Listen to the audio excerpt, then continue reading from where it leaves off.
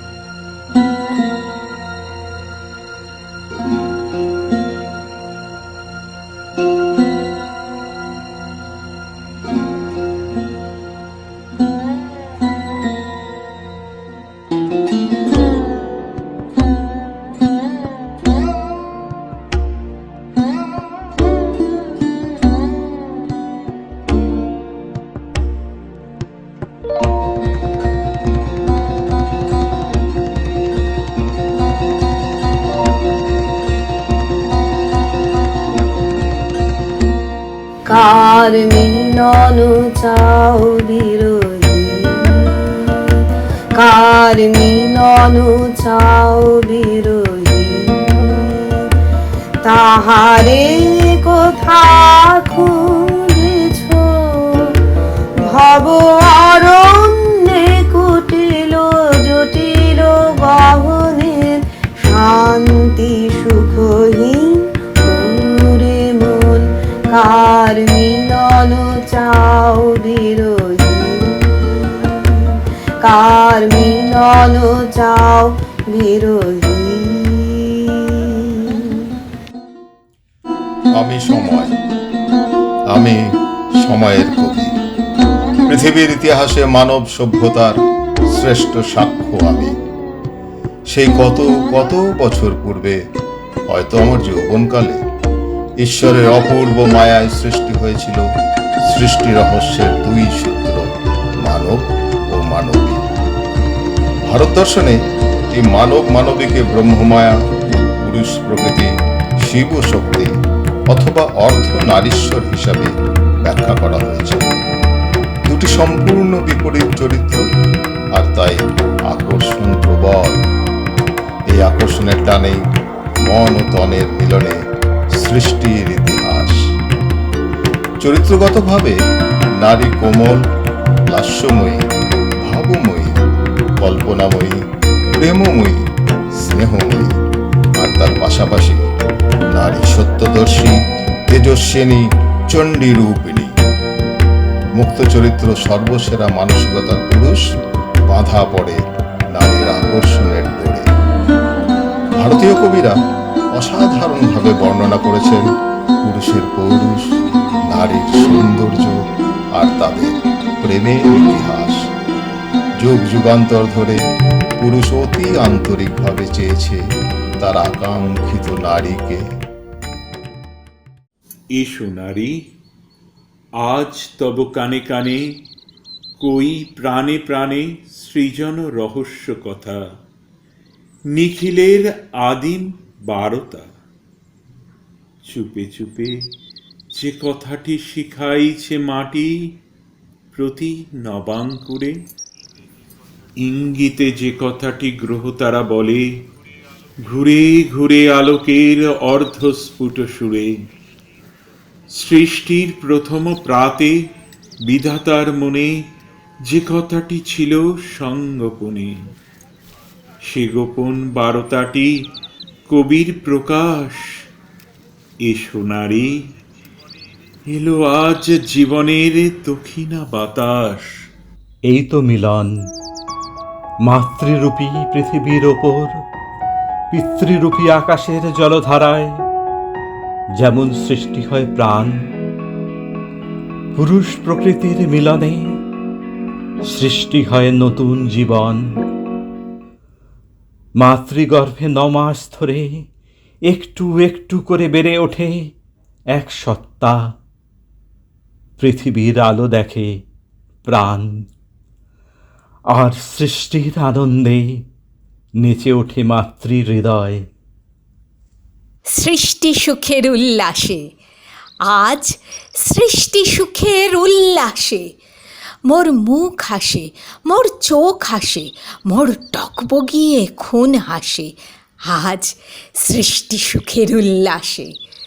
আজকে আমার রুদ্ধ প্রাণের পল্ললে বান ডেকে ওই জাগলো জোয়ার, দুয়ার ভাঙা কল্লোলে। আসলো হাসি, আসলো কাঁদন, মুক্তি এলো, আসলো বাঁধন। মুখ ফুটে আজ বুক ফাটে, মোর তিক্ত দুঃখের সুখ আসে, ওই রিক্ত বুকের সুখ আসে। আজ সৃষ্টি সুখের উল্লাসে। ফুল্ল সাগর, দুলল আকাশ, ছুটল বাতাস, গগন ফেটে চক্র ছোটে, পিনাক পানির শুল আসে। ওই ধূমকেতু আর উল্কাতে চায় সৃষ্টিটাকে উল্টাতে। আজ তাই দেখি আর বক্ষে আমার লক্ষ বাগের ফুল হাসে। আজ হাসলো আগুন, শোষল ফাগুন, মদন মারে খুনমা খাতুন। পলাশ, অশোক, শিমুল, ঘায়েল ফাঁক লাগে ওই দিক বাসে গো, দিক বালিকার পিত বাসে। আজ রঙন এলো রক্ত প্রাণের অঙ্গনে মোর চারপাশে। আজ সৃষ্টি সুখের উল্লাসে, আজ সৃষ্টি সুখের উল্লাসে। মাতৃত্বের আরেক নাম সৃষ্টি, আর এই সৃষ্টির সূত্র মানব মানবীর প্রণয় ডোর। সন্তানের পিতাকে তাই সর্বান্তকরণে নিজেকে সমর্পণ করে নারী আপনাকে পরিপূর্ণ করে তোলে। বিশ্বাস, ভরসা, শ্রদ্ধা, ভালোবাসা একাকার হয়ে অঞ্জলির ফুল হয়ে পড়ে পায়ে। অথচ সে সম্মান ফিরে আসে কি? পুরুষের আপন অহংকার, তেজ ও মহিমায় মলিন হয়ে যায় নারীর আত্ম অহংকার। কোথা সেই সোহাগের সুখ উপবন? চকিতে ফুরায় গেল সাধের স্বপন। বিকৃত কৌতুক ঝুঁকে পড়েছিল চারপাশে। এ কি চেরিদের মুখবেদন? না, তার মনে পড়ল অশোকবন নয়, এ তো অযোধ্যার রাজসভা। সামনে ওই প্রজ্বলিত অগ্নিকুণ্ড আজ নাকি বলে দেবে তার শরীরে কতটুকু পবিত্রতা। আগুন কি জ্বালা দেয়? কতখানি জ্বালা! অবিশ্বাস, সংশয় আর মৃত ভালোবাসা তার চেয়েও বেশি দাহ। আগুন শরীর ছুলে। দূরে সিংহাসনে বসে আছেন রামচন্দ্র, প্রিয়তম তাঁর। সে তো আজ মূঢ়তার স্তুতিধন্য, দেবতার মতো প্রেমহীন। তাহলে কোথায় আশ্রয়? রাজ্যহীন নির্বাসিত রাঘব শুধু ওই পরবাসে জেনেছিল কাকে বলে ভালোবাসা। ভ্রান্তির ছলনা তবে তাকে টেনে নেয় এক অস্থিরতা থেকে অন্য অস্থিরতায়। কে তাকে প্রলুব্ধ করেছিল ওই কালবেলায়? স্বর্ণমৃগ? নাকি তার স্বাদ ছিল জেনে নিতে ইচ্ছার ব্যাকুল টানে কতটুকু বাঁধা যায় আর্যপুত্রকে? ভালোবেসে সুখে নিভৃতে যতনে আমার নামটি লিখো তোমার মনের মন্দিরে। রাবণের রথ থেকে দ্বিধাহীন ছুঁড়ে ফেলেছিলেন স্বর্ণ অলঙ্কার। কেন? সে তবে কিসের অভিজ্ঞান? কেঁপে ওঠে তাঁর শরীর। সমবেত দর্শকরা কেউ উদ্বেগে, কেউ বা চাপা উল্লাসে ধ্বনি তোলে, ভাবে তাকে তাড়া করছে ভয়। স্বর্ণলঙ্কায় ছিল বিপুল বৈভবের বিভা, আর এই অযোধ্যায় কুল ও অহংকার। রাবণ কি ভালোবেসেছিল তাকে? নাকি বহুদেশ জয় করা সম্পদের প্রদর্শনশালায় তিনি এক সপ্রাণ হীরকখণ্ড? হারাজ সুরশ্রেষ্ঠ সূর্য বংশাবতংশ রামচন্দ্র জেনে নেন প্রিয় কোনো নারী নয়, তার চেয়েও বহুমূল্য রাজ সিংহাসন। বাইরে বয়ে যায় সরজুর স্রোত, তাঁর সামনে লেলিহান অগ্নিশিখা। আর বহুদূরে জন্মের অন্ধ পরিচয়। শক্তির আন্দোলনে দাশরথী একদিন জয় করেছিলেন জনক কন্যাকে। জনক দুহিতা তিনি, পিতা তাঁর কে? তিনি তো মাটির কন্যা, রাজকুল নয়, নিতান্তই সাধারণ পৃথিবীর মেয়ে তিনি। তবু তাঁর স্বয়ংবরে এ শর্ত ছিল না যে দেবে কঠিন মাটির বুকে শস্যের দিগন্ত প্লাবী শোভা। সেই পাবে তাঁকে। যাত্রা শুরু মিথ্যা পরিচয়ে, অবসান এই অবিশ্বাসে। ওই জনমণ্ডলী যেন তর্জনী তুলেছে তাঁর দিকে বিদ্রূপে। ওই কোলাহল যেন বলতে চায় স্পর্ধা এই রমণীর। ও চেয়েছিল রঘুকুলবধূর সম্মান, ভালোবাসা নয়। রামচন্দ্র শুধু চান অধিকার। যে মাটি ফসলে ভরে গোলা, সেই মাটি, সে ফসল আর মাটির সন্তানের দ্বিধাহীন আত্মসমর্পণ। উঠে দাঁড়ালেন সীতা। তারপর অগ্নিকুণ্ড থেকে মুখ ফিরিয়ে পিছনে রেখে জনতার কৌতূহল, ব্রাহ্মণের সর্বজ্ঞ দৃষ্টিপাত, রাজপুরুষদের চকিত ব্যস্ততা, আর ইক্ষ্বাকু কুলতিলক রামচন্দ্রের উৎকণ্ঠা। হেঁটে এলেন রাজসভার বাইরে। কৃষ্ণা ধরিত্রীর বুকে কিছুক্ষণ দাঁড়িয়ে রইলেন।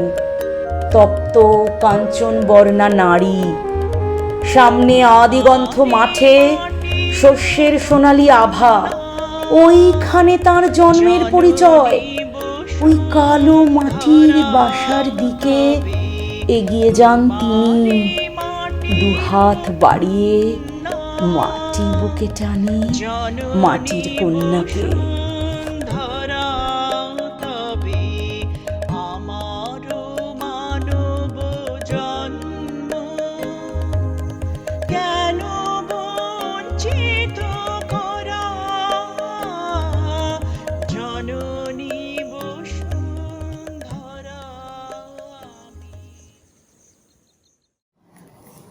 আরো তলায় দাও ডুব, প্রেমের এই জগতের তলায়। আত্মার অতলতার কি সীমা আছে? উপরে তৃণাস্তীর্ণ পৃথিবী, কিন্তু অন্তরে আত্মার গহন কেন্দ্রে আছে শিলা, গলিত উত্তপ্ত শিলা, তবু জমাট, তবু শাশ্বত। সেই গহন রহস্যে নেমে এসো নারী, আপনাকে একবার হারাও, হারিয়ে ফেলো আমাকে, হারাও তোমার এই একান্ত প্রেমাস্পদকে। হৃদয়ে যে তোমার তোলে উন্মত্ত আলোড়ন।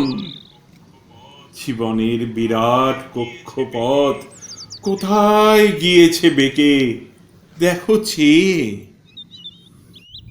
এত আকর্ষণ, এত প্রেম, এত স্নেহ ভালোবাসা, তারপরেও কেন বিরহ, কেন অবহেলা? শকুন্তলা। রাজ সিংহাসনে উপবিষ্ট দিগ্বিজয়ী রাজা দুষ্যন্ত রাজসভায় অস্বীকার করে চলেছেন তার সমস্ত কৃতকর্ম। সামনে দণ্ডায়মান অনিন্দ সুন্দরী শকুন্তলা, যার গর্ভে নিয়ত বেড়ে উঠছে রাজার ঔরস। চোখের জলে ভেসে লাবণ্যময়ী আপ্রাণ চেষ্টায় বিস্মৃত রাজার স্মৃতি জাগরণে। চিরকালীন অভিশপ্তা আমি, জন্মলগ্ন বিসর্জিতা। পিতা একজন ঋষি, মাতা অপ্সরা। ব্রতভঙ্গে আমার জন্ম, আর অহিংস আশ্রমে পালিত আমার যৌবন। তপস্যা, সৌন্দর্য আর সংযমের ত্রিবেণী সঙ্গমে গড়ে ওঠা এই হৃদয়, হে রাজন, তোমার প্রেম স্বরে করেছিলে আমায় অশান্ত চঞ্চল। সেদিন তপবনের গাছে গাছে ফুটেছিল নবমল্লিকা, মালিনীর স্বচ্ছ ধারায় প্রতিভাসিত ছিল সবুজের মায়া। তার মাঝে নিকুঞ্জ বনে বনফুলের মতো অপার সৌন্দর্যে উদ্ভাসিত এই আমি। মহারাজ, তুমি এসেছিলে ধনুক হাতে শিকারী হয়ে, যেখানে কেউ কখনো কারণ শিকার হয়নি। এখানে হরিণীদের মতো আমিও ছিলাম অসতর্কিতা। সেই অসতর্কতার রন্ধ্রপথেই তোমার প্রবেশ। তুমি প্রথম বীর পদভারে আর মোহময় রূপে ত্রস্ত করে তুলেছিলে বন। পশু নয়, তোমার শিকারের যন্ত্রণা উপভোগে কাতর এই বনবাসিনী শকুন্তলাও তোমার অপরূপ রূপে আমার কামিনী কাঞ্চন তখন বিমোহিতা। সেই প্রেমের শুরু,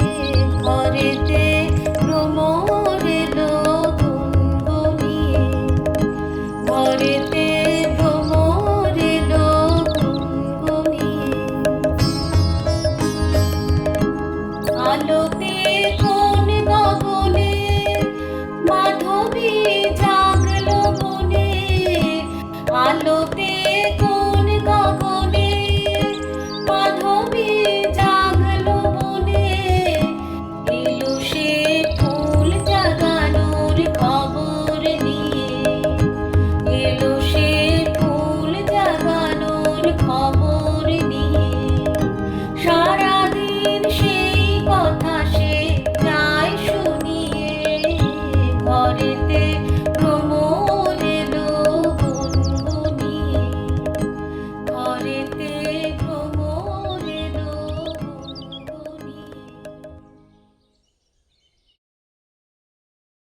শুরু আমার রক্তক্ষরণ, শুরু তোমার নগর সভ্যতার করাল গ্রাসে, আমার বন্য সভ্যতার তিলে তিলে মরণ। তুমিও মরেছিলে সেদিন আমায় ভালোবেসে, প্রতিটা প্রেমে যেভাবে প্রতিটা হৃদয় নিঃশব্দে মরে। আমি তোমার স্বপনে, তোমার জাগরণে, তোমার গৌরবর্ণ বিমুক্ত কালিমা গরণে, সেই মিলন রাত্রির পর তুমি ফিরে গেলে নগরে, আর তোমার প্রেমের আগুন বুকে নিয়ে শুরু হলো আমার দিবারাত্রির দহন। শুধু তুমিময় আমার সকাল, আমার সন্ধ্যা, আমার প্রেম চিরকাল বৃক্ষের মঞ্জরিত লতায়, নির্বোধ হরিণ শিশু বা মাতৃহীন সিংহ শাবকের মাঝে ছিল সীমাবদ্ধ। যে প্রেমে ছিল অনন্ত সুখ, ছিল পাওয়ার আনন্দ, তবে এ কোন প্রেম সুধা তুমি ঠেলে দিলে প্রিয়তম, যাতে সুখ নেই, আছে শুধু সুখের মোহ আর হারানোর তীব্র যন্ত্রণা। যে প্রেমে এখনো তুমি সিংহাসনে প্রদীপের পুণ্য শিখায় দেদীপ্যমান, সেই প্রেমে আমার নিষ্কলুষ মনে লেগেছে পাপের দাগ, পেয়েছি দুর্বাসার অভিশাপ। এই মাধবীকুঞ্জের প্রথম প্রেমালাপ, সেই পত্রভাসিত প্রেমালেখ্য, সেই প্রথম প্রেমালিঙ্গন, কেমন করে ভুলে গেলে সব? কেমন করে ভুলে গেলে আমাকে? আমি তো তোমারই সেই শকুন্তলা। তোমার ভালোবাসার উপহার আমার গর্ভে লালন করছি এখনো। তুমি যখন রাজ অহংকারে সব ভুলে গেছো, সব ভুলে যেতে চাইছো যখন, আমি আর ফেরাতে চাইব না তোমায়।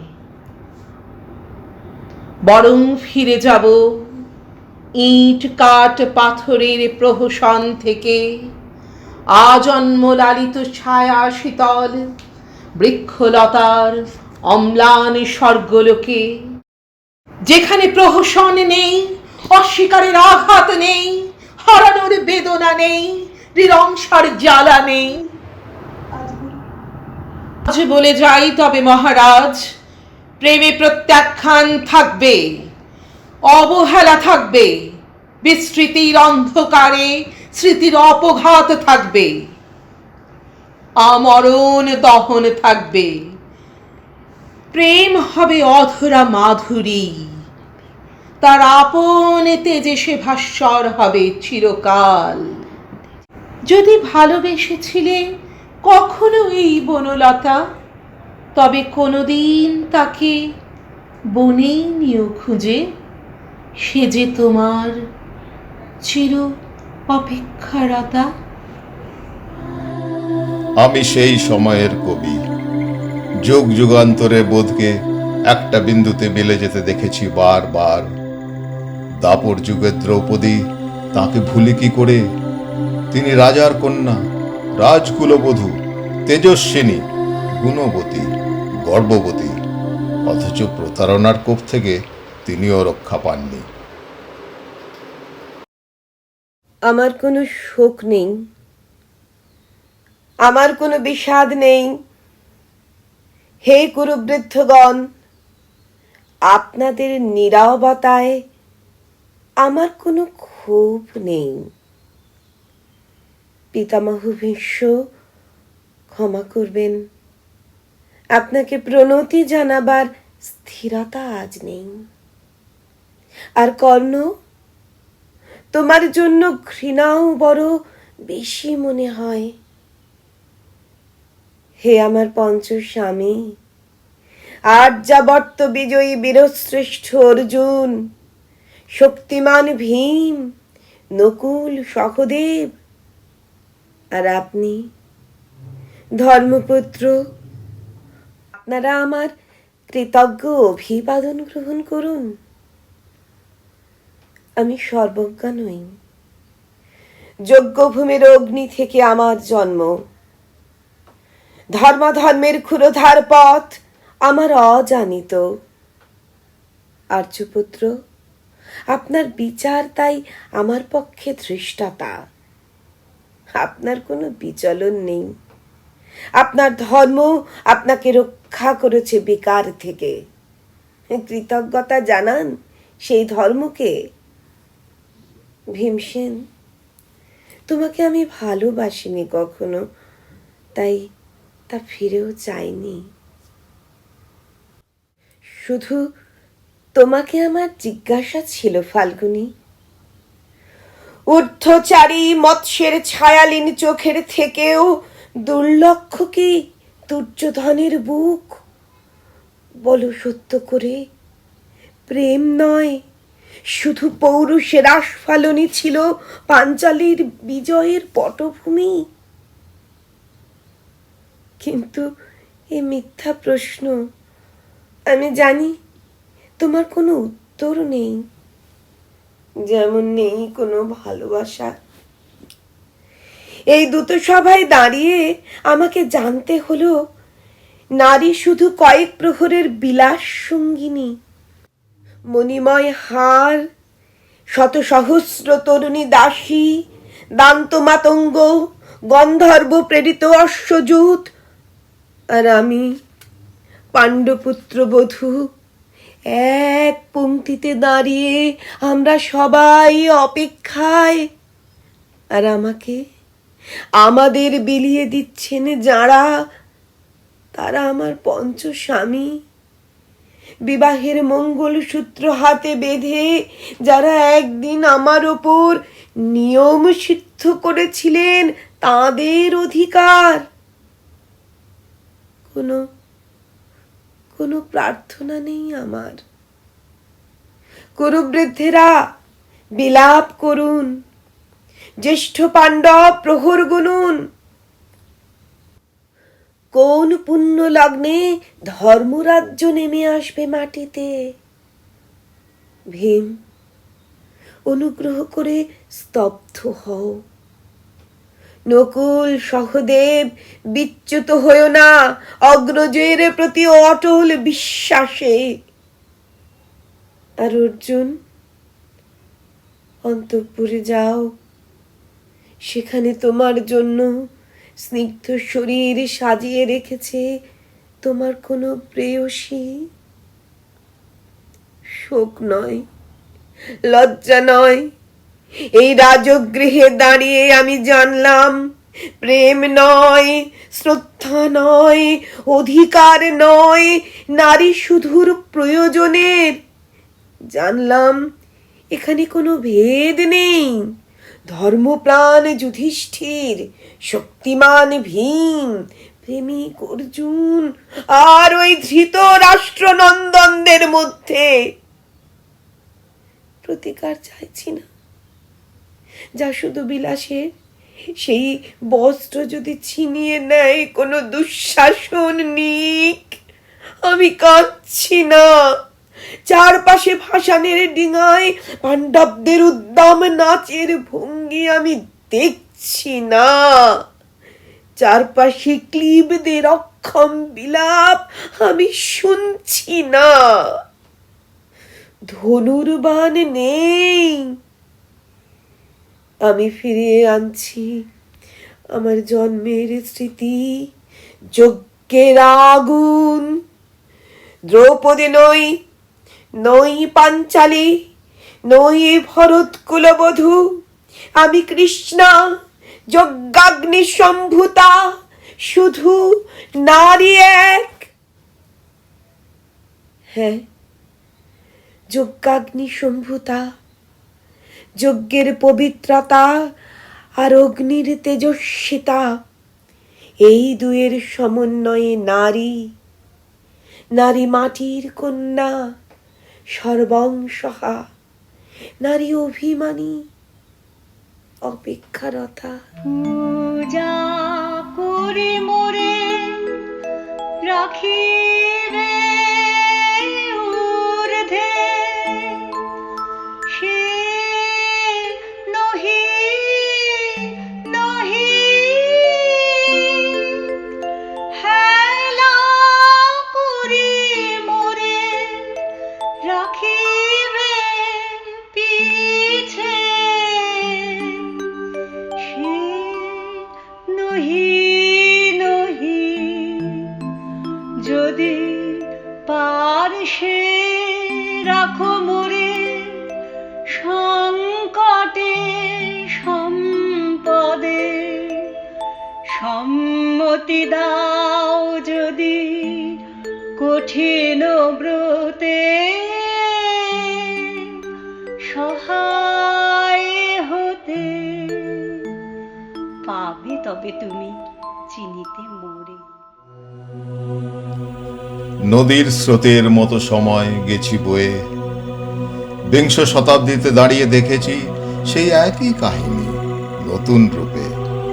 সেই নারী, সেই পুরুষ একই সাথে একই পথে চলে চলে আসা, দীর্ঘ শেষ না হওয়া এই পথ মিশেছে আজ মাটির নয়, রক্ত মাংসের দুর্গার ঘরে, রক্ত মাংসের কালীর ঘরে। কবির লেখনীতে উদ্ভাসিত হয়েছে প্রতি ঘরের সাধারণ মেয়ের কাহিনী, যে সংসার করতে চায়, পুরুষকে ভালোবাসতে চায়। যুগ যুগ ধরে নারী তার কাঙ্ক্ষিত পুরুষকে ভালোবেসে ঘর বাঁধতে চেয়েছে, তাকে কেন্দ্র করে একটা নিশ্চিন্ত আশ্রয় খুঁজতে চেয়েছে, সমাজের কাছে মাথা উঁচু করে বাঁচতে চেয়েছে। ঘুমটা মাথায় ছিল না তার মোটে, মুক্ত বেনি পিঠের পরে লোটে, কালো তা সে যতই কালো হোক, দেখেছি তার কালো হরিণ চোখ। কৃষ্ণকলি আমি তারে বলি, কৃষ্ণকলি আমি তারে বলি। বেনি মাধব, বেনি মাধব, আমি তোমার বাড়ি যাব। বেনি মাধব, তুমি কি আর আমার কথা ভাবো? বেনি মাধব, মোহন বাঁশি তমাল তরুমূলে বাজিয়েছিলে, আমি তখন মালতী স্কুলে ডেস্কে বসে অঙ্ক করে, ছোট্ট ক্লাস ঘর, বাইরে দিদিমণির পাশে দিদিমণির বর। আমি তখন নবম শ্রেণী, আমি তখন শাড়ি। আলাপ হলো বেনি মাধব সুলেখাদের বাড়ি। বেনি মাধব লেখাপড়ায় ভালো, শহর থেকে বেড়াতে এলে। আমার রং কালো, তোমায় দেখে এক দৌড়ে পালিয়ে গেছি ঘরে। বেনি মাধব, আমার বাবা দোকানে কাজ করে। গুঞ্জে অলি গুঞ্জে তবু ফুটেছে মঞ্জুরি, সন্ধ্যাবেলা পড়তে বসে অঙ্কে ভুল করি। আমি তখন নবম শ্রেণী, আমি তখন 16। ব্রিজের ধারে বেনি মাধব লুকিয়ে দেখা হলো। বেণীমাধব, বেণীমাধব, এত দিনের পরে সত্যি বলো, সেসব কথা এখনো মনে পড়ে? সেসব কথা বলেছ তুমি তোমার প্রেমিকাকে? আমি কেবল একটি দিন তোমার পাশে তাকে দেখেছিলাম, আলোর নিচে অপূর্ব সে আলো। স্বীকার করে দুজনকেই মানিয়েছিল ভালো।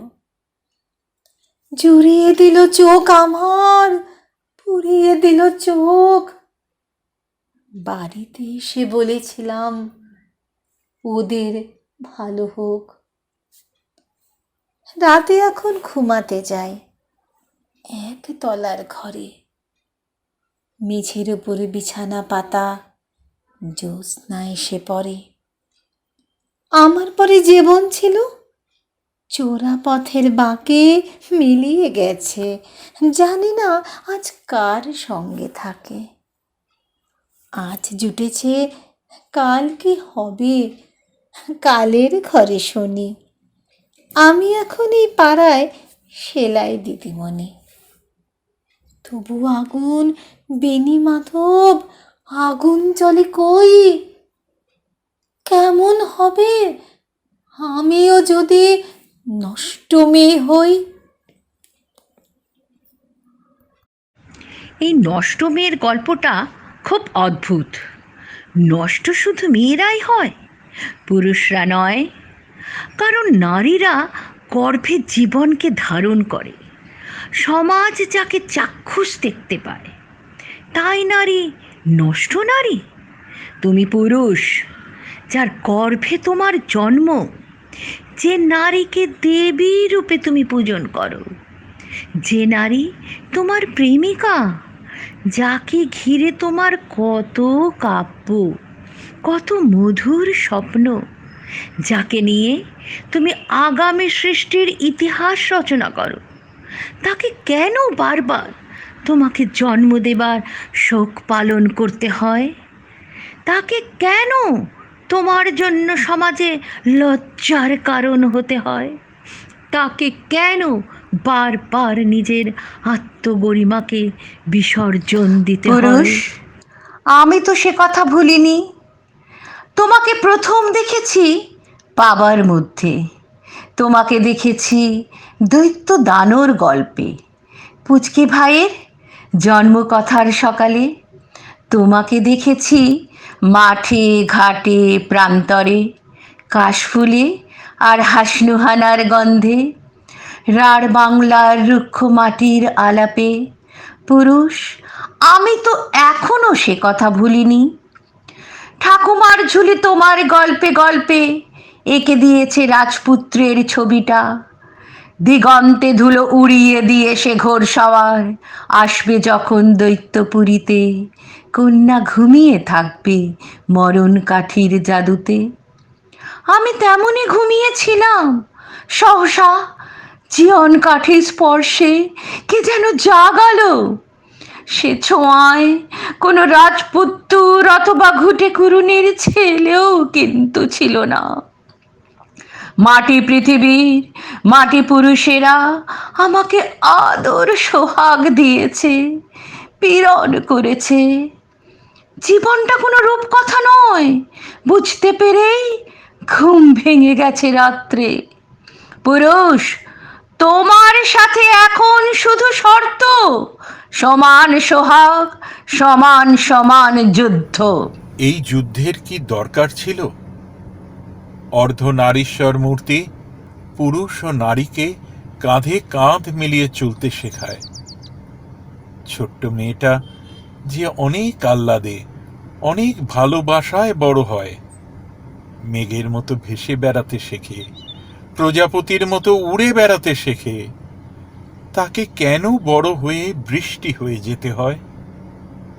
অন্যের তৃষ্ণা মেটাতে তাকে কেনই বা সারা জীবন ঝরেই যেতে হয়?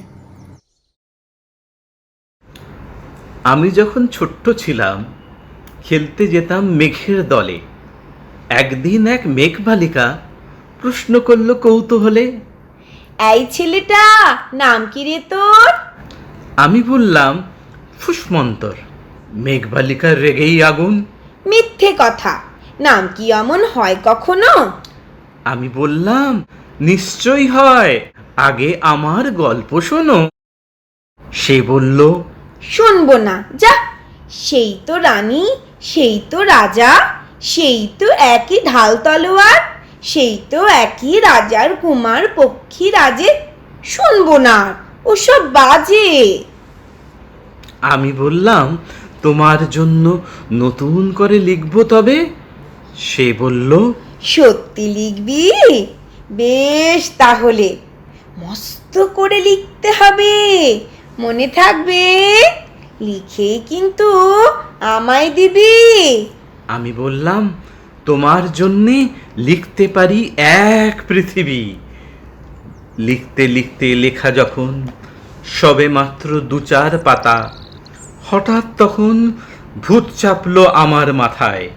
খুঁজতে খুঁজতে চলে গেলাম ছোটবেলার মেঘের মাঠে। গিয়েই দেখি চেনা মুখ তো একটিও নেই এ তল্লাটে। একজনকে মনে হলো ওরই মতন অন্যরকম। এগিয়ে গিয়ে বলি তাকেই, তুমি কি সেই মেঘবালিকা? তুমি কি সেই?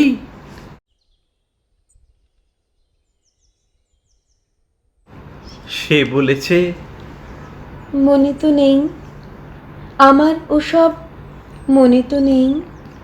আমি বললাম, তুমি আমায় লেখার কথা বলেছিলে। সে বলল,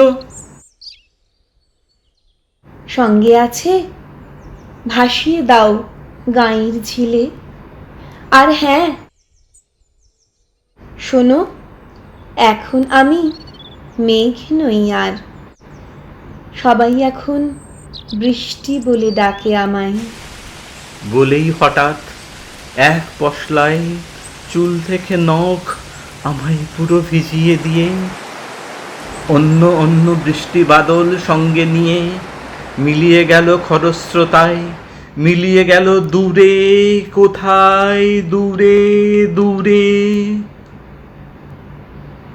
এক পৃথিবী লিখব আমি, এক পৃথিবী লিখব বলেই ঘর ছেড়ে সেই বেরিয়ে গেলাম।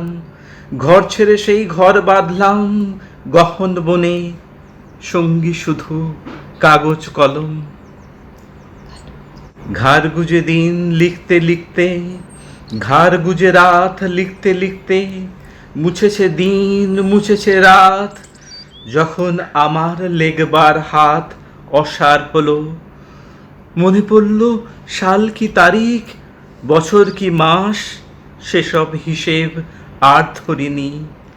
লেখার দিকে তাকিয়ে দেখি এক পৃথিবী লিখব বলে একটা খাতাও শেষ করিনি। সঙ্গে সঙ্গে ঝমঝমিয়ে বৃষ্টি এলো খাতার ওপর, আজীবনের লেখার ওপর বৃষ্টি এলো এই অরণ্যে। বাইরে তখন গাছের নিচে নাচছে ময়ূর আনন্দিত। এ গাছ ও গাছ উঠছে পাখি, বলছে পাখি, এই অরণ্যে কবির জন্য আমরা থাকি। বলছে ওরা, কবির জন্য আমরা কোথাও, আমরা কোথাও, আমরা কোথাও হার মানিনি। কবি তখন কুটির থেকে তাকিয়ে আছে অনেক দূরে। বনের পরে, মাঠের পরে, নদীর পরে, সেই যেখানে সারা জীবন বৃষ্টি পড়ে, বৃষ্টি পড়ে। সেই যেখানে কেউ যায়নি, কেউ যায় না কোনো দিনই। আজ সে কবি দেখতে পাচ্ছে সেই দেশে সেই ঝর্ণা তলায় এদিক ওদিক ছুটে বেড়ায় সোনায় মোরা মেঘ হরিণী, কিশোর বেলার সেই হরিণী। দেয়ালে ঠেকেছে পিঠ, ঘুরে দাঁড়াবার এসেছে সময়। জাতি ধর্ম বর্ণ নির্বিশেষে নিজের প্রতিভাকে উদ্ভাসিত করার সাথে সাথে তারা প্রতিবাদ করতে শিখেছে। আর প্রতিবাদের সাথে সাথে এগিয়ে চলেছে নারী। আগামী যুগের নতুন ইতিহাস রচনা করার উদ্দেশ্যে। মেয়েটির নাম দুর্গা সোরেন বটেক। মায়ের ছিল না অক্ষর জ্ঞান ছটেক। সর্বশিক্ষা অভিযানে পেয়ে বৃত্তি, দুর্গা হয়েছে ইংরেজি স্কুলে ভর্তি। সাঁওতালি ডান, ইংরেজি ভাষা বাঁ হাতে, কম্পিউটারে ইমেল শিখেছে পাঠাতে। অঙ্কের স্যার ভুল হলে যোগ বিয়োগে গায়ে হাত দেয় পড়া শেখানোর সুযোগে। দুর্গা জানে না কোনটা যৌন লাঞ্ছনা। স্যারটা নোংরা বটেক, কথাটা মানছ না। শেষে একদিন স্যারের নোংরা হাতটা মুচড়ে দিয়েছে দুর্গা, মেরেছে ঝাপটা।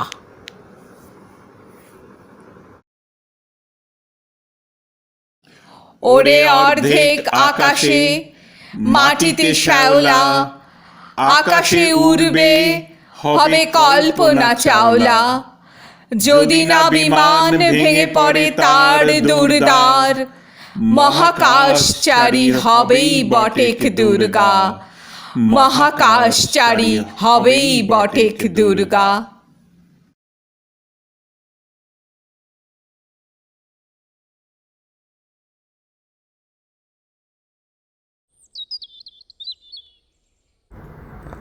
একুশের নারী বীরাঙ্গনা, সীমান্তে আজ অস্ত্র হাতে। একুশের নারী বিপদ তারিণী, পাহারা দেয় সে দিনে ও রাতে।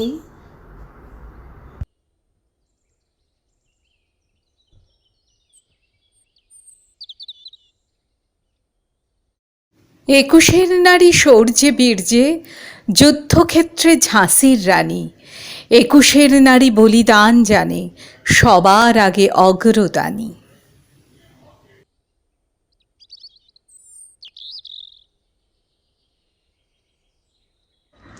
একুশের নারী ইলেকট্রনিক কম্পিউটারে হাত মেলায়।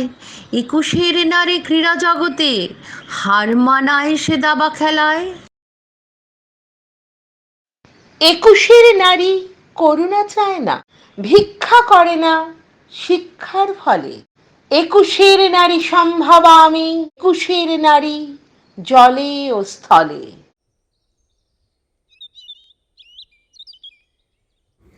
একুশের নারী নব আঙ্গিকে, নারী দিবস আজ আন্তর্জাতিক। একুশের নারী ফোঁস করে না, বদলা নেয় সে সমানুপাতিক। একুশের নারী কল্পনা চাওলা, সুনিতার মতো চাঁদের যাত্রী। একুশের নারী পালস পোলিওতে পথে পথে জগৎ। একুশের নারী উচ্ছেদ এনে মদের থেকে তাণ্ডব চালায়। একুশের নারী অগ্নিবাণে জুয়ার থেকে আগুন জ্বালায়। একুশের নারী জন্মদাত্রী, মমতাময়ী মুক্তধারা। একুশের নারী সুচিস্মিতা, একুশের নারী আনন্দধারা। একুশের নারী রবি সঙ্গীতে নজরুল গীতি অন্তঃপ্রাণ। একুশের নারী বাঁচিয়ে রাখে সংস্কৃতির অবদান।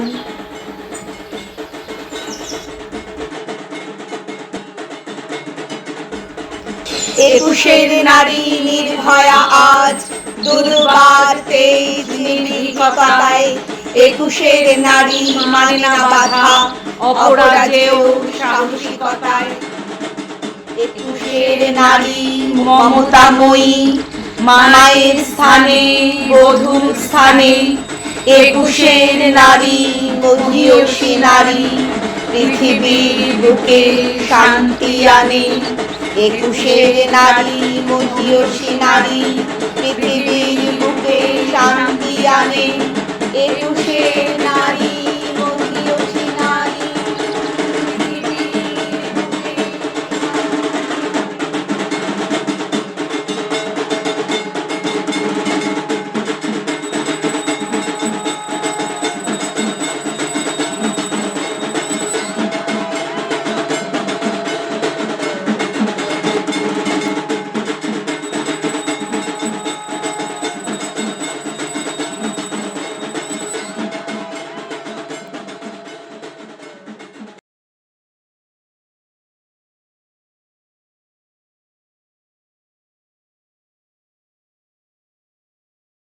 নমস্কার। আজকের শ্রুতি নাটক বনানী মুখোপাধ্যায়ের প্রেমে প্রেমে প্রস্থান সমাজ জীবনের নানান অসঙ্গতি ও নারী জীবনের সূক্ষ্ম কিছু দ্বন্দ্বের সংকলন। এই মনোরম শ্রুতি সন্ধ্যায় প্রত্যেকটি শিল্পীর কণ্ঠস্বরের ঐশ্বর্যকে পুনরুজ্জীবিত করে নিত্যদিনের লড়াইয়ের মাঝে এক পশলা টাটকা বাতাস এনে দেয়। আপনাদের সকলের শুভেচ্ছাকে সাথী করে মস্তিষ্ক আর কণ্ঠ দিয়ে ছবি আঁকতে চলেছে আজকের মানুষের সামাজিক বিচ্ছিন্নতা ও তার থেকে উত্তরণের সিচুয়েশন কমেডি প্রেমে প্রেমে প্রস্থান। ঘরেতে ভ্রমর এলো গুনগুনিয়ে, আমারে কার কথা সে যাই শুনিয়ে।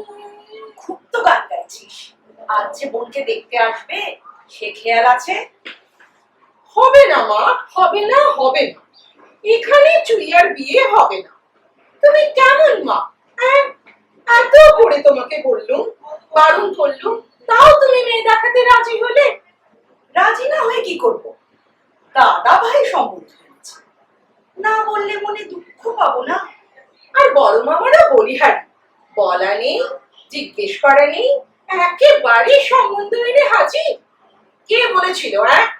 কে বলেছিল সম্বন্ধ দেখতে? তুমি। না জেনে খ্যাক খ্যাক করছিস কেন? বড় মামা যদি আমার কিছু করতে বলে তাহলে আমি না বলে দেব? ও আমার দ্বারা হবে না। তোমার দ্বারা তো কিছুই হবে না। চুইয়াকে কি জিজ্ঞেস করেছিলে? বলেছিলে যে ওর মেয়ে দেখতে আসায় আপত্তি আছে কি না? বলেছিলাম তো। ও তো শুনে মুচকি মুচকি হাসতে লাগলো। তো তাতে কি বুঝবো রাজি না অরাজি? হয়তো তোমার এক ন্যাকা মেয়ে হয়েছে, সবেতেই হাসি। হাসবে না তো কি করবে? তোর মতো সবসময় মেজাজ দেখাবে?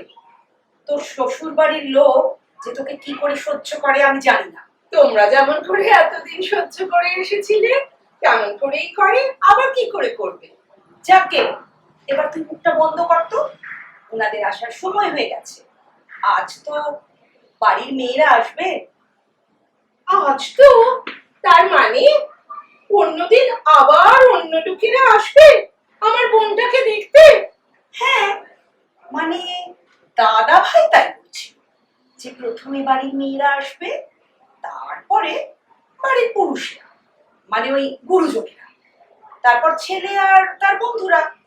আর তুমি এক কথায় মেনে নিলে? ওহ মা, আমার যে কি হচ্ছে তোমায় বলতে পারবো না। তা তোর বাবাও তো শুনেছে, সেও তো আপত্তি করতে পারতো। সে তো শুনলো আর টুক করে সরে পড়লো। আজকে বাবাকে থাকতে বললে না কেন? কি করে বলবো?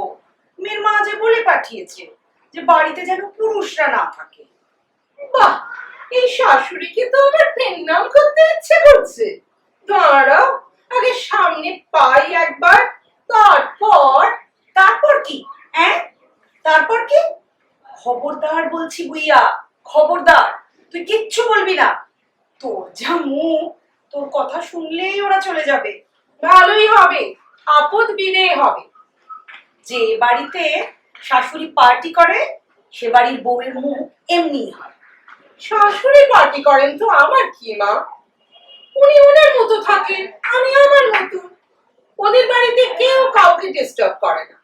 যাকে একবার দেখো চুইয়া রেডি হয়েছে কি না। হ্যাঁ, আমি যাচ্ছি। দেখিস ওনারা এসে পড়লে যেন উল্টো পাল্টা কিছু বলিসনি। না না মা, তোমার অতিথি বলে কথা, আমি কি কিছু অন্যায় আচরণ করতে পারি?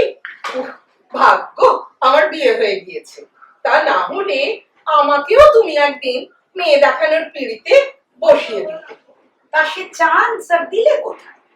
পাশ করলে চাকরি করতে না করতেই একদিন একটা রোগা পটকা ক্যাংলা চেহারার ছেলেকে সামনে দাঁড় করিয়ে বললে, মা একে আমি বিয়ে করব। আমার তো তখন মনে হয়েছিল ধরনী দ্বিধা হও আর আমি মাটির তলায় চলে যাই। বাবা, সুমনকে দেখে তোমার এমন অবস্থা হয়েছিল যে ধরনী দ্বিধা হওয়া বলতে হয়েছিল? বাহ, চমৎকার। রাগ করলে কি হবে? যা মনে হয়েছিল তাই বললাম। আমার না বাংলা মতো একটা ছেলেকে পছন্দ হয়েছিল। তোমার ছোট মেয়েটিকে কি জিজ্ঞেস করেছো যে তার কোনো ছেলেকে পছন্দ আছে কিনা? করেছো? না, করিনি, আর এখন করবো না। এনারা দেখুন, তারপর কি বলেন শুনি, তারপর যা জিজ্ঞেস করা করবো। তুমি দয়া করে এক্ষুনি আর সাঁকো নেও না, আমি চুইয়াকে দেখে আসি। তিনি তো আবার সাজতে বসলে ওঠার নামই করেন না। দয়া করে মুখটা বন্ধ রেখো, আমি যাচ্ছি। বন্ধ রাখবো না ছাই রাখবো? আসুক তো আগে, তারপর দেখছি কি করা যায়। কি অস্পর্ধা! বলে 3 বার দেখবে।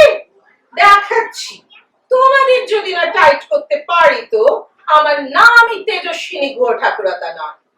আর চুইয়াটাও হয়েছে একটা আল্লাদি। আমার বোন বলে ভাবতেও লজ্জা লাগে। একটা প্রোটেস্ট পর্যন্ত করতে পারলি না তুই? এত শখ বিয়ে করার! জানি না বাবা। বর্দি, আমি চলে যাচ্ছি, তুমি মামিকে বলে দিও। ওমা, চলে যাচ্ছিস কি রে? এখন বাড়িতে লোক আসবে। আমারও বাড়িতে লোক আসবে, স্পেশাল। তা বলে চুইয়াকে দেখতে আসবি জেনেও তুই বাড়ি চলে যাবি? এত কি স্পেশাল ব্যাপার? কেন, আমরা কি মানুষ নই? আমাদের কি স্পেশাল কিছু হতে পারে না? চুইয়া দিদি সাজতে পারে, আমি পারি না।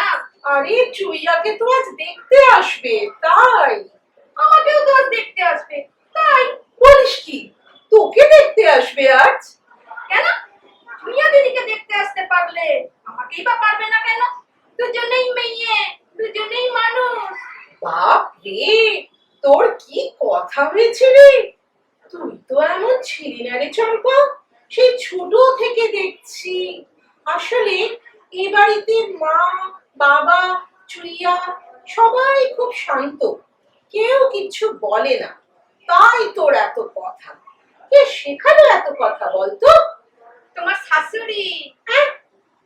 আবার তোমার শাশুড়ির কাছে শিখেছি। একদিন আমাদের পাড়ায় মিটিং করতে এসেছিল, মাইক হাতে চেঁচিয়ে বলেছিল, আমরা সবাই মানুষ, ওসব মেয়ে ছেলে কিচ্ছু নয়, সবার উপরে মানুষ সত্য, তার উপরে কিছু নাই। যা বললো না, তোমায় কি বলবো, আমারও একেবারে চিৎকার করে বলতে ইচ্ছে করছিল। চুপ, একদম চুপ। এখানে চিৎকার করতে হবে না, তুই যা। ওমা, চলে যাবে কি? এখনই লোকজন আসবে। ওর বাড়িতেও লোকজন আসবে মা। সে আবার কি?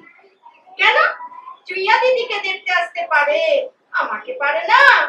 ওকেও আজ দেখতে আসবে মা। ওকে এখন ছেড়ে দাও। তার মানে আমার রাজ্যের থালা বাসন পড়বে, সেসব কে ধোবে? কেন, তুমি আর তোমার 2 মেয়ে, সবাই তো বড়, তোমরা পারবে না? আমি তো তোমাদের চেয়ে ছোট, আমি পারবো। কেন, আমরা করি বলে? এ বাবা, এ কি কাণ্ড রে! তুই এত কথা শিখলে কার কাছে? তোমার বেয়ানের কাছে গো। আমার শাশুড়ির মিটিং এ গিয়ে শিখেছে। তাই, সেই জন্যই এত কথা। তাই তো ভাবি, এত কথা চম্পা শিখলো কি করে? পার্টি করা ওই মহিলার কাছে। মা, নো পরনিন্দা। আমার শাশুড়ি সম্পর্কে কিছু বলবে না। আমিও ওনাকে বলে দিয়েছি তোমার সম্পর্কে উনি কোনো কথা বলবেন না। যা, যাকে তুই গিয়ে সাজ ভালো করে। দাঁড়া দাঁড়া, হ্যাঁ রে, ছেলেটা কে রে? কোন ছেলে? তোর বাবা, তোর সঙ্গে যা বিয়ে হবে। ও, তাই বলো। ওর তো চায়ের দোকান আছে। কোথায় দোকান? ওই তো তোমাদের গলি পেরোলেই বড় রাস্তার পাশেই। ওটা তো বুম্বার দোকান। এই বুম্বাই বল। বুম্বা মানে? ওই যে ছেলেটা দোকানে বসে থাকে, কাঁধ অব্দি চুল, মাঝে মাঝে আবার পুলিশ যেন করে, ওটা? ওরকম করে বলছো কেন? চায়ের দোকান আছে বলে কি সাজবে না? আমি বলেছি তুমি যখন গুম্বাদার ভক্ত, আবার ডাক নামও গুম্বা, তখন তোমার ভালো নামটাও পাল্টে দাও। ওসব নিতাই চরণ চরণ চলবে না, নামটা পাল্টে ওই গুম্বাদার নামই রাখো। প্রসেনজিৎ। ওরা আসল নামটা নিতাই চরণ? হ্যাঁ, ওরা পুস্তক তো, তাই নিতাই, নিমাই এইসব। আর বুম্বাদাটা কি? এ বাবা, কি গো, গুম্বাদা হলো প্রসেনজিৎ। কোন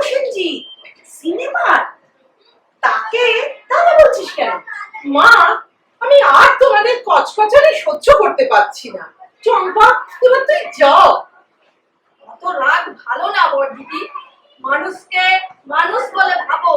তোমার শাশুড়ি না বলেছে সকলের উপরে মানুষই সত্য, তার উপরে আর কিছু নাই। তুই যাবি? যাচ্ছি যাচ্ছি। বাবা, দরজার বাইরে তো লোক দাঁড়িয়ে। আসুন আসুন, আপনারা ভেতরে আসুন।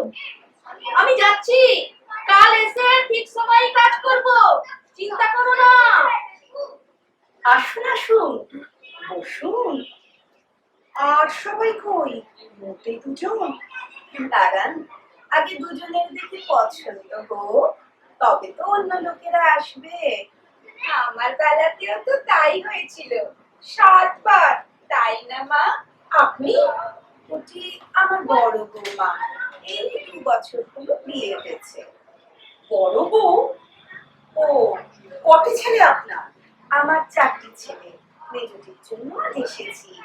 তারপর এই ক্রেমে ক্রেমে আরো 2 ছেলে হবে। ক্রেমে ক্রেমে মানে? আহ বুইয়া, ক্রেমে ক্রেমে মানে ক্রমে ক্রমে, মানে পর পর। বুঝেছি। এইটি কি পাত্রী নাকি? না না, হে তো আমার বড় মেয়ে, ওর বিয়ে হয়ে গেছে। ও মা, বিয়ে হলো মেয়ে, দেখে বোঝাই যায় না, তাই না মা? শাখা নেই, সিঁদুর নেই, একটা হাত তো খালি। আমি ওই রকমই পছন্দ করি, আমার শাশুড়িও তাই। সে কি কাণ্ড! গিন্নি মানুষের হাত খালি, কি অলক্ষণ বলুন মা। তা আপনার ছোট মেয়েটিও কি তাই পছন্দ করে নাকি? না না, সে কি হোম নয়। না মা, এখনই বলো না, আগে ওনারা দেখুন, পছন্দ হোক, তারপর ক্রেমে ক্রেমে একজন একজন করে এসে দেখে যাক, তারপর বিয়ে। তারপর দেখা যাবে চুইয়া কি পছন্দ করে আর কি করে না। তা আপনার ছোট মেয়ে কোথায়? বাড়িতে নেই নাকি? না না, সে কি বাড়িতেই আছে। ও খুব সাজতে ভালোবাসে তো, তাই এখন সাজছে। অনেক টাইম লাগে সাজতে। কেন, রংটা কি একটু চাপার দিকে? একটু নয়, অনেকটা। আহ বুইয়া, তুই একটু থাম না। না না, আমার ছোট মেয়ে বেশ ফর্সা। তাই বলুন, চাপা জানলে তো আমরা আসতো না। ছেলেও চাপা, মেয়েও চাপা, এই প্রেমে প্রেমে ছেলে পিলেরাও তো চাপাই হবে, তাই না? আপনি কি বলেন? আমি আর কি বলবো, আমার বেলাও তো তাই হয়েছিল। 6 মাস টানা ফেয়ার এন্ড লাভলি মেখে তবে রংটা আমার মতো হয়েছে। তা না হলে আমার রংটা তো একটু নরম মতো ছিল। ও, তার রংটা বুঝি এখন একটু শক্ত মতো হয়েছে। প্রিয়া, তুই যা তো, চুইয়াকে গিয়ে ডেকে আন। আপনার মেয়ের নাম চুইয়া? হ্যাঁ, ছোটবেলায় চুইংগাম খেত তো, খুব চুইংগাম খেত, তাই ওর নাম চুইয়া। আচ্ছা, আমি ওকে ডেকে আনছি। আপনার বড় মেয়েটি তো খুব টট্টরে, মানে কথায় একেবারে ফুল ঝুড়ি। মায়ের আবার অমন মেয়ে পছন্দ নয়, তাই তো আমি কম কথা বলি, তাই না মা? ছোট মেয়েটিও কি কতই কথা বলে? না না, ও বেশি কথা বলে না, শান্ত, খুবই শান্ত। সেই ভালো, আমার নেরু আবার বেশি খটখট করা মেয়ে পছন্দ করে। নেরুকে? ও মা, সেই তো পাত্র, মানে আমার মেজো ঠাকুরপো। ছোট থেকেই একটু ন্যাড়া থাকতে ভালোবাসে, তাই ওর নাম নেরু। বলেছি মা, ওই তো এসে গেছে। আর এই যে আমার ছোট মেয়ে। এসো মা, বসো। বাবা, এ তো খুব সাজা সেজেছে। বাবা, বিকেল বেলা বাড়ির মধ্যে এত জমকালো শাড়ি পরে আছো? আর কত গয়না, গরম লাগবে তো গো। আচ্ছা, আপনি টিভি দেখেন, মানে সিরিয়াল? তা আবার দেখি না, সন্ধ্যে 7টায় বসি, রাত্রি 10টায় উঠি। মা আমি দুজনে। হিন্দিটা বুঝতে পারি না তো, তাই বাংলা দেখি। তাতে তো কোনো অসুবিধেই নেই, সবই তো একই রকম। সাজ পোশাক, গল্প, শাশুড়ি বউ, সবকিছুই তো। তা ওরা তো সব সময় সেজে গুজে জমকালো শাড়ি পরে রান্না করছে, খেতে দিচ্ছে, ঘুমোচ্ছে। আপনার তখন বুঝি খারাপ লাগে না? মনে হয় না গরম লাগছে? এ কি চুড়িয়া, ঠিক করে কথা বল। বাবা, আপনার ছোট কন্যাটিও তো একেবারে বাকেশ্বরী দিদিটিরই মতো। ওর নাম বকেশ্বরী নয়, ওর নাম বিজয়িনী, আর আমার নাম তেজস্বিনী। তেজস্বিনী? ও আবার কেমন নাম মা? আমার খুব তেজ তো, ছোট থেকেই।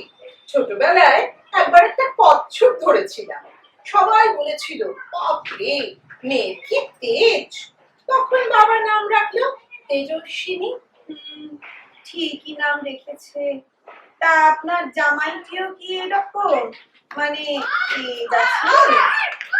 না না, একদমই নেই। আমার জামাইবাবু খুব শান্ত, কিন্তু ওনার মা খুব তেজি। আচ্ছা, অমিতাভের মায়ের নাম তেজি না? অমিতাভ কে? ও মা, তাও জানেন না? অমিতাভ বচ্চন, ওনার মায়ের নামও তো তেজি। তোর বাবা, তুমি একটু থামো তো, সব সময় খালি সিনেমা আর সিনেমা। তা আপনার ছেলের নাম কি? কোন ছেলে? মানে যিনি আমায় বিয়ে করবেন। আহ চুইয়া, তুইও তো দেখছি দিদির মতো কথা বলছিস। ওকে একটু বলতে দাও না মা, ওরও তো কিছু জিজ্ঞেস করার থাকতে পারে, তাই না? বলুন। পাত্রী আবার কি জিজ্ঞেস করবে? আপনার বাড়ির দেখছি সবকিছুই উল্টো। প্রশ্ন তো আমি করব, পাত্রী বলছে কেন? কেন, নামটা বলতে কি আপনার আপত্তি আছে? এ বাবা, আপত্তি থাকবে কেন? মেজ ঠাকুরপুর নাম তো নেরু। নেরু? হ্যাঁ, ছোট থেকেই ন্যাড়া হতে ভালোবাসে তো, তাই ওই নাম। ও থেকে থেকেই ন্যাড়া হয়ে যায়। তার মানে বর ন্যাড়া? বুইয়া, এবার একটু চুপ কর। হ্যাঁ, আপনার এই বড় মেয়েটি বড্ড বেশি কথা বলে। এত কথা বললে তো ভাই বিয়ে ভন্ডুল হয়ে যাবে। এখনো পর্যন্ত তো কোনো কথাই হলো না পাত্রীর সঙ্গে। আচ্ছা আচ্ছা, আমি বলে দিচ্ছি সব কথা। আমার নাম বিজয়ী, ডাক নাম চুইয়া। সদ্য এমএ পাশ করেছি। বাবা, এমএ পাস? সে তো বড্ড বেশি হয়ে গেল। কেন? আরে আমার দেওর কি পাস? আমার বাড়িতে সব তো 12 ক্লাস, তারপরেই ব্যবসা। নিজেদের ব্যবসা তো ছেলেরাই দেখে। কিন্তু এত লেখাপড়া জানা মেয়ে আমার ছেলে ভাই পছন্দ করবে না। ওরা আবার মেয়েদের বেশি পড়াশোনা করা ভালোবাসে। কেন? যত বেশি লেখাপড়া তত বেশি কথা, মুখের উপর ফড়ফড়ান। ও, আমার মতো, তাই না? আমার তো আবার দুটো এমএ। সর্বনাশ! এত লেখাপড়া শেখাবার জন্যই আপনার এই বড় মেয়েটি বেগড় বাই গাইছে। কি গাইছে? বেগুন নয়, সেটা আবার কি? ও, আরো একটা কথা বলা হয়নি আপনাকে। আমি কিন্তু খুব সাজতে ভালোবাসি। বই পড়তে, গান শুনতে, সিনেমা দেখতে খুব ভালোবাসি। কিন্তু কাজ করতে একটুও ভালোবাসি না। না না, এ আমাদের চলবে না।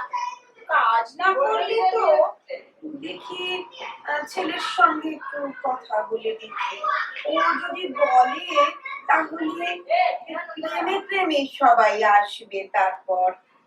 না না মা, প্রেমে প্রেমে আসবার আর দরকার নেই। তাছাড়া আরো একটা ঝামেলা আছে। আবার কি ঝামেলা? তোমার ওই নেকাপনা আর ভালো লাগে না বাবু। বলো কি বলবে? অনেকক্ষণ ধরে বলবার চেষ্টা করছি, আর বলাই হচ্ছে না। এই যে চুইয়া নাকি, যেই ওর দিকে তাকাচ্ছি অমনি আমাকে জিভ দেখাচ্ছে। অনেকবার হলো, এটা তো ভালো লক্ষণ নয়। শেষকালে মেজোটা দেখতে এলে যদি জিভ দেখায় তাহলে তো কেলেঙ্কারির এক শেষ। তারপর আপনার মেজো ছেলে যা রাগী, তাই না মা? আমরা বরং এবার যাই। বাবা, আমি তো পাগল। এবার আমরা উঠি, বুঝলেন? পরে সব কথা হবে। মা, চলে যাবেন কি? এখনো তো কিছু খাওয়াই হয়নি। না না, আমরা খাবো দাবো না, আজ আমাদের উপোস। শুক্রবার না, সন্তোষী মার পুজো আছে, বাড়ির সব মেয়েরাই করে। ও বাবা, তাই? আমার বোন তো একেবারে উপোস করতে পারে না। ও মা, ওই আবার কি? আবার আপনার ছোট মেয়ে আমার বৌমাকে সেই আশাইস্তক জিভ ভেঙাচ্ছে। জিভ ভেঙাচ্ছে? সে আবার কি?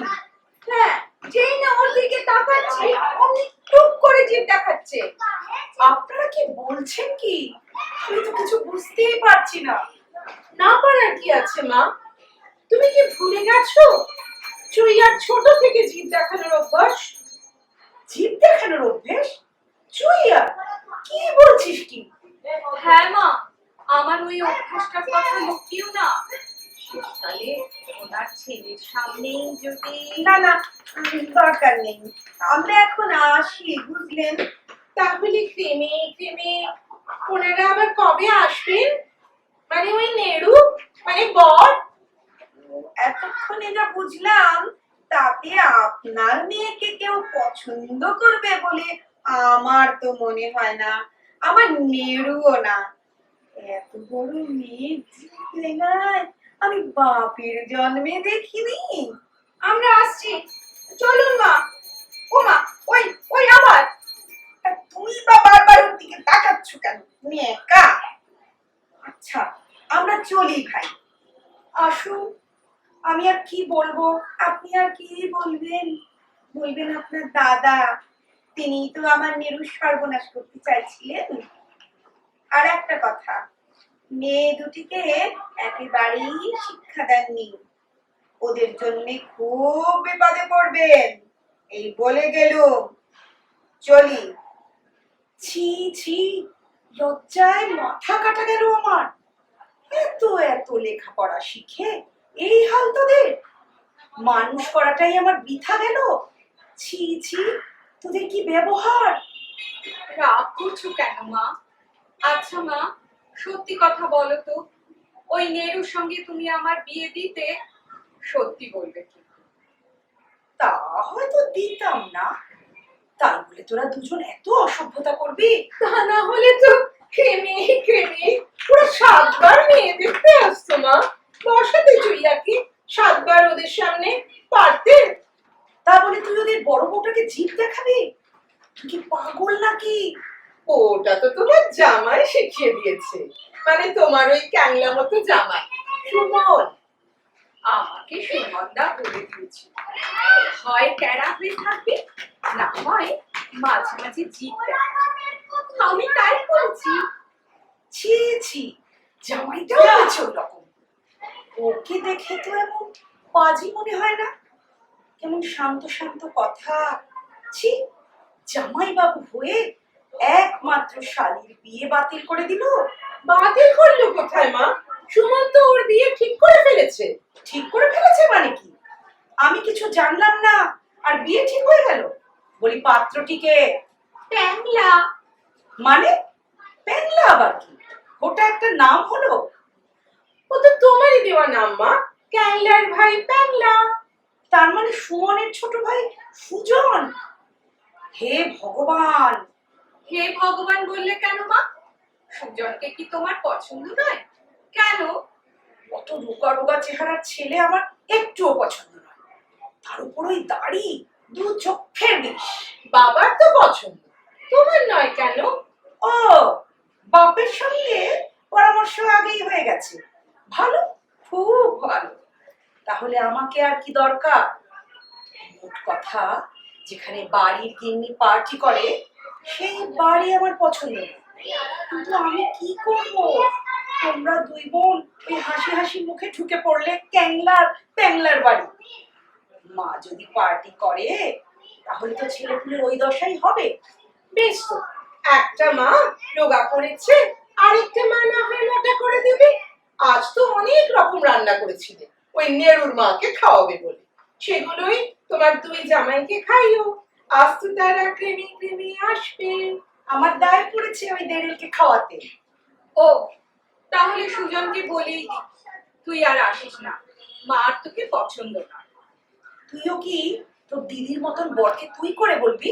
সে তো বলবি, সুজন তোর বন্ধু মা, বন্ধুকে তো তুই বলবি। তার সাথ করে অত বন্ধুকেই বা বিয়ে করা কেন?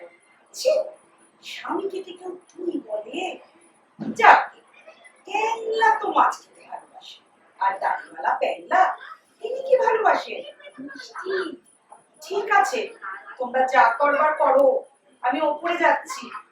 আমার এখন ভীষণ কান্না পাচ্ছে। কেন মা? কান্দিলে মা, কিন্তু বুকের ভিতর একটা তোলপাড়ও করছে। ভাবছি শুধু চলে গেলে আমরা কি করে থাকবো? এই মরেছে। ও মা, এ কি? তুমি তো সত্যি সত্যি কাঁদছো। ও মা, প্লিজ এলো না মা। একটা কথা বলবো তোদের? বলো না মা। এত তাড়াতাড়ি কেন বড় হয়ে গেলি তোরা? এত তাড়াতাড়ি তোদের কেন ছাড়তে হবে বল? কোথায় বড় হয়েছি? এই তো ছোট্ট বেলার মতো করছি। এটা এটা আমার মা। কখনো না, এটা আমার মা। আমি কিন্তু এবার কেঁদে ফেলবো। এটা এটা আমার মা, আমিও কেঁদে ফেলবো। এটা আমার আমার মা। ঠিক আছে বাবা, আমি দুজনেরই মা। চলো কি শোনাবে? হয়েছে হয়েছে, এবার নো কান্না।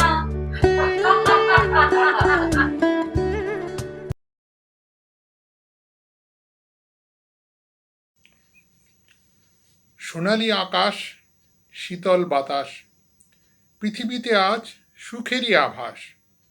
দুর্গা মায়ের আজ সপ্তমী পুজো, ধরণী ভরিয়েছেন মা দশভুজা।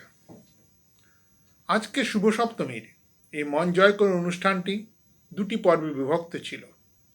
প্রথম পর্বে ছিল একটি নতুন ধরনের অনুষ্ঠান, যেখানে অনেক কবির চিন্তাধারাকে বিভিন্ন রকম শব্দ এবং গানের মাধ্যমে প্রকাশ করার একটা চেষ্টা করা হয়েছে। সেই সমস্ত চিন্তাধারাকে একচ্ছত্র করে খুব সুন্দরভাবে অত্যন্ত দক্ষতার সাথে এই অনুষ্ঠানটি পরিচালনা করেছেন শ্রীমতী মালবিকা বসু। নিউ বেঙ্গল ক্লাবের তরফ থেকে ওনাকে জানাই আমাদের আন্তরিক অভিনন্দন। শারদ মেঘে ভাসল ভেলা, কাশ ফুলেতে লাগলো দোলা, ঢাকের উপর পড়ুক কাঠি, নাটক হলো আজ ফাটাফাটি। অনুষ্ঠানের দ্বিতীয় পর্বে সেই ফাটাফাটি হাস্যকৌতুক ভরা শ্রুতি নাটক ক্রেমে ক্রেমে প্রস্থান, যেটির পরিচালনায় ছিলেন শ্রীমতী মৌ দত্ত। আজকের অনুষ্ঠানের সমস্ত শিল্পীকে জানাই আমাদের আন্তরিক শুভেচ্ছা ও ধন্যবাদ। মা দুর্গার আগমনে দুঃখ ঘুচে যাক, যে যেখানে আছে সবাই ভালো থাক, এই কামনা করে আমাদের আজকের শুভ সপ্তমীর অনুষ্ঠান এখানেই শেষ করছি। নমস্কার।